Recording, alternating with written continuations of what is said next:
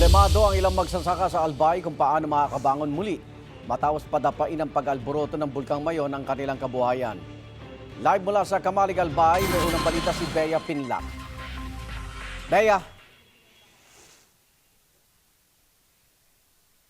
Igan, bago itong biglang buhos ng ulan, nagmistulang disyerto itong taniman sa Barangay Swa, Kamalig, Albay matapos nga mabagsakan ng napakakapal na abo dahil sa pag-aalboroto ng Mayon Volcano. Ipapakita ko sa inyo yung ilang pananim rito. Itong talong, balot na balot po ng abo yung mga dahon at may bunga na sana siya, pero ayon sa kapitan ng barangay, hindi na mapapakinabangan kasi palanta na yung halaman. Meron din ditong sili at okra at dito sa likod may mga hanay ng mais. Lahat po yan, palanta na po yung pananim, kaya ayon nga sa kapitan ng barangay, mahigit kumulang 200 farmers ang affected. Dito pa lang yan sa Barangay Swa.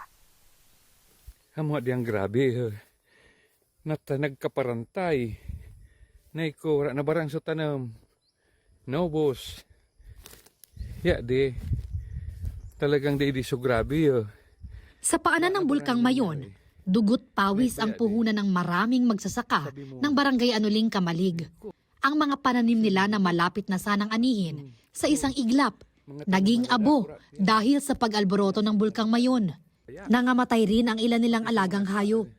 Napaiyak na lang ako kasi wala kami ibang inaasahan. Nasunog lahat.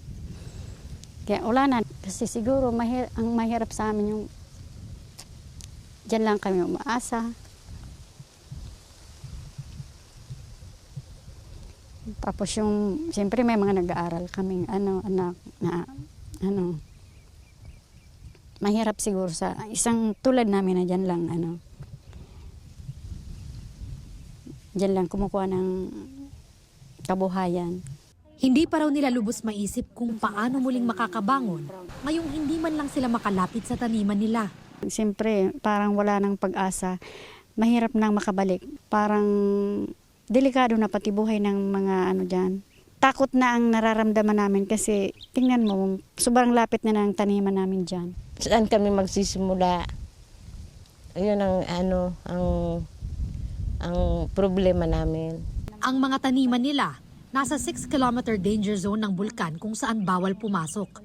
May ilang magsasaka naman na pilit isinasalba ang mga tanim para sana maibenta ang mga ito.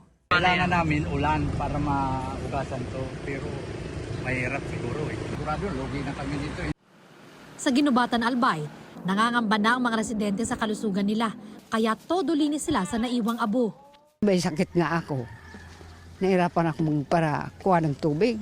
Lagi naman ganito, siyempre, nakasanayan na namin. Pero ngayon, nahirap na ako kasi matanda na ako. Nahirapan na ako. Hindi gaya noon, malakas pa ako. Siyempre, takot naman kami. Mga bata, magsakit naman. Pinatututukan na ni Pangulong Bongbong Marcos sa DOH at DSWD ang kalagayan ng mga residente. Ang DOH nandun din at nagbigay sila ng mga mask para yun nga sa usok at saka sa mga fumes na lumalabas. The first concern of course was the health concerns, and we were able to bring out the people who were in the danger area. We were able to support them with medical attention. Ayon sa mga otoridad, halos 200,000 residente sa 130 barangay sa Albay ang apektado. Ilan sa kanila ang inilikas noong Enero pa nang isailalim sa Alert Level 3 ang bulkan. Meron tayong 1,444 na mga pamilya or 5,459 individuals po iyan na pansamantala nanunuluyan sa mga evacuation centers. May mga water filtration trucks tayo ng mga pinadala ang iba't ibang ahensya po ng mga DRRM councils, ganun din yung mga karating ng mga probinsya nagpadala na rin. Pinag-aaralan pa rin kung dapat palawigin ang danger zone ng Mayon o itaas ang alert level nito.